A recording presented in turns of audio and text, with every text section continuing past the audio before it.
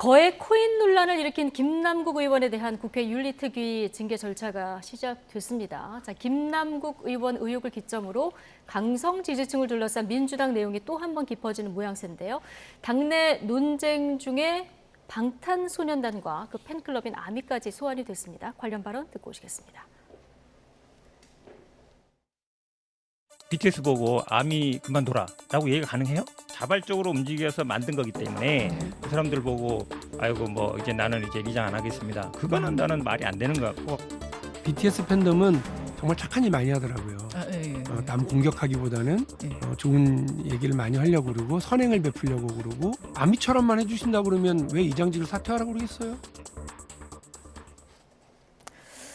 뭐 아미가 부글부글한다 뭐 이런 기사도 나왔던데요.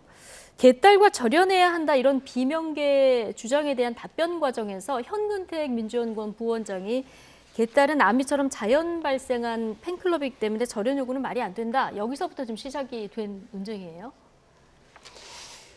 좀 지나친 비유 아닌가요? BTS와 아미와의 관계를 지금 이재명 대표하고 이렇게 연결을 하는 것은 너무나 비약이 심한 것 같고요. 저는 박용진 의원의 지적에 동의합니다. 예. 아마 당내에도 뭐 양쪽이 다 있을 거예요.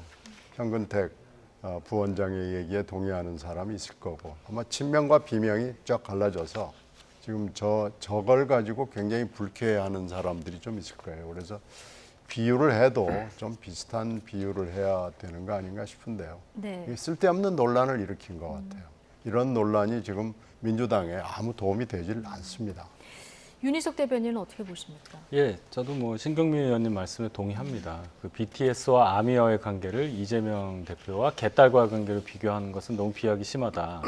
결국은 이 자생적인 팬클럽이라고 얘기하기에는 자생적이라는 것은 제가 알겠는데 팬이라기보다는 뭐 훌리건 우리 알지 않습니까? 축구 경기 보면 광적인 팬들 그런 어떤 폭력적인 행위를 좀 유발하는 그런 분들에 가깝지 않느냐. 그렇다면은 자생적인 어떤 그룹이라 하더라도 민주당을 이끄는 당대표 입장에서는 뭔가 확실하게 당에 해를 끼치는 행동에 대해서 제재를 가하고 뭔가 절연하는 모습을 보이는 게 맞지 네. 않나 이렇게 생각합니다.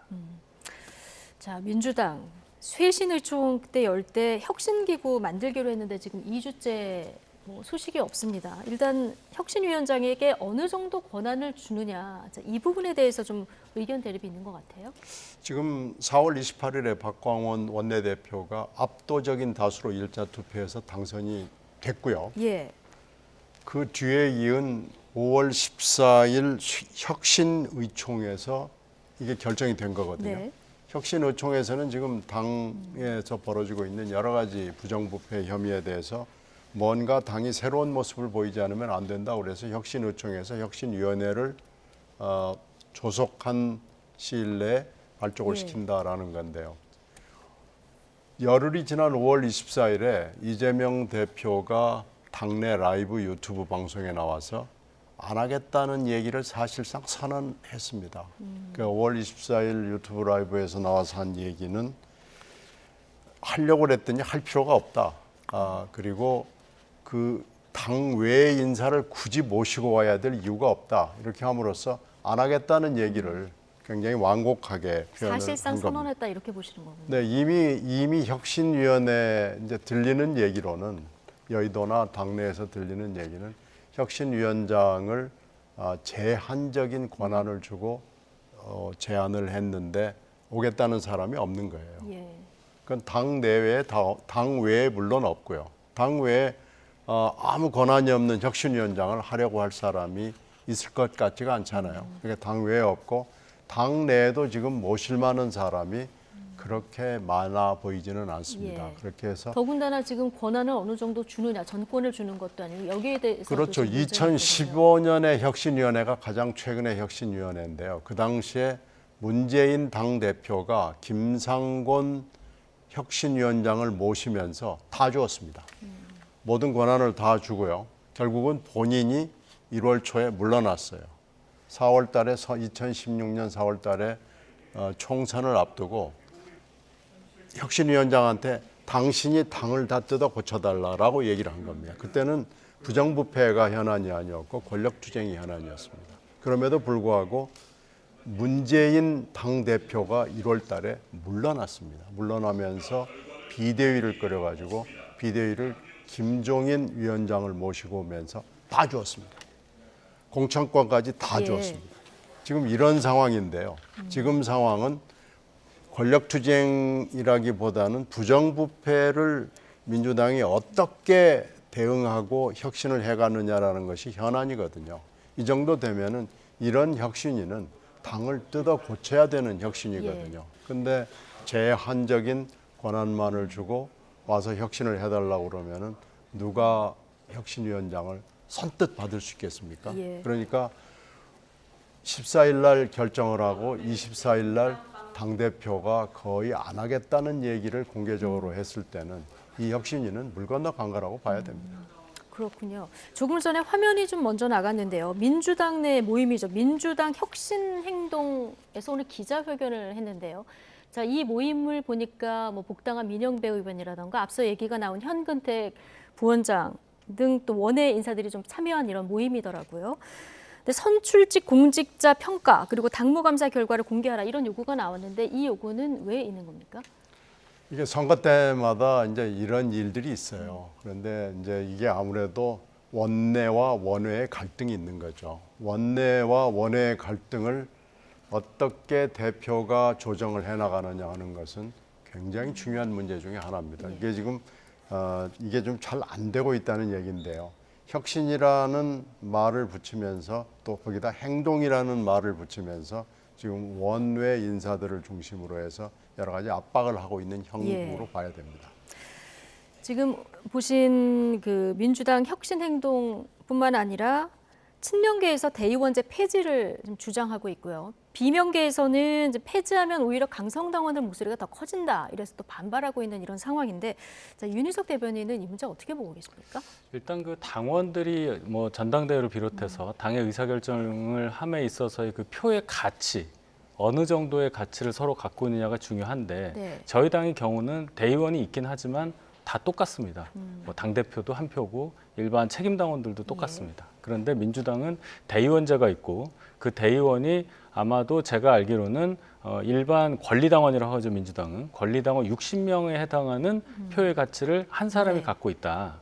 그래서 이 부분이 문제가 되기 때문에 이걸 똑같이 하자는 게 아마 이재명 대표를 추종하는 그런 분들의 주장으로 보입니다. 근데 말씀하셨다시피 그렇게 되면 소위 그 극렬 지지층 그분들이 입당을 계속 하게 될 경우 그러면 당이 이재명 대표를 지지하는 사람들의 의사결정 방향으로 쏠릴 가능성이 크기 때문에 소위 비명계에서는 그걸 막으려고 하는 거고 친명계에서는 그것을 당내 어떤 민주화 이런 차원에서 계속 주장을 하는 그런 상황인 것으로 이해하고 있습니다. 자, 지금 말씀하신 대로 대의원 대 권리당원의 표 가치가 한 60대 1 정도다 이렇게 이제 분석을 하시던데요. 여기서 비율을 한 20대 1 정도로 조정하자 이런 의견도 나오고 또 반면에 대의원제는 민주당의 전통이니까 당원 수가 늘었으니까 오히려 대의원 수를 더 늘려야 되는 거 아니냐 이런 의견도 나오더라고요.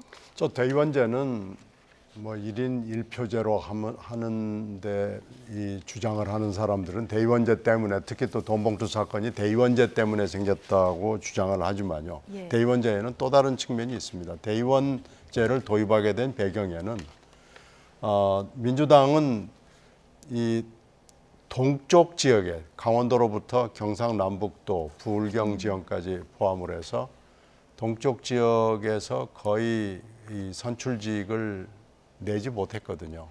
그거에 대한 반성에서 시작해서 전국 정당화를 하기 위해서는 동쪽 지역의 여론을 당의 모든 결정을 하는데 반영을 해야 되겠다라는 반성에서 시작이 된 제도입니다. 그러니까 지금 사고가 난 거예요. 사고는 났지만 그 사고 때문에 이 제도를 그러면 송두리째 없애버려야 되는 거냐라는 성찰이 필요한 겁니다. 그래서 이 두 가지 이유를 놓고 뭐가 옳은 것인지 제도를 보완할 방법은 없는 것인지를 결정을 해줘야 되거든요.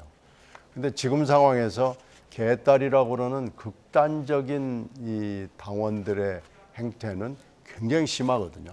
그리고 최근에 박광원 의원이 1차 투표에서 원내대표로 압도적으로 당선됐다는 것은 이 대의원에 센 영향을 줄 수 있는 국회의원들이 박광원 의원 쪽으로, 그러니까 비명적으로 확 기울었다는 얘기입니다. 그러니까 이것을 힘을 빼기 위해서 일단 대의원제를 바꿔야 되겠다라는 친명 쪽의 어떤 강력한 욕구, 요망 이런 것이 반영이 된 건데요. 비율을 근데 좀 조정하자 이 의견. 그건 대의원을 좀 많이 늘리는 방안인데 지금 문제는 혁신이 대의원제에 있지 않습니다.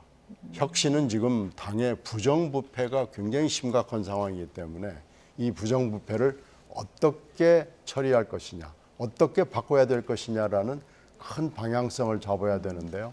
갑자기 대의원제를 위로 띄우면서 대의원제를 혁파하는 것이 혁신의 큰 방향인 것처럼 어떻게 보면 이 주객이 전도가 된 그런 느낌이 있습니다. 그래서 따라서 지금 이렇게 가는 것은 네. 국회의원들의 힘을 빼고 특히 박광원 원내대표를 만들어낸, 생산해낸 국회의원들의 힘을 전반적으로 훅 빼자는 그런 의도가 강해 보이기 때문에 지금 반발이 있는 겁니다. 그렇군요. 민주당의 이 속 분위기까지 지금 전달을 해주셨는데 어쨌든 혁신의 핵심은 대의원제 폐지는 아니다. 지금 주객에 전도됐다. 이런 분석을 해주셨습니다.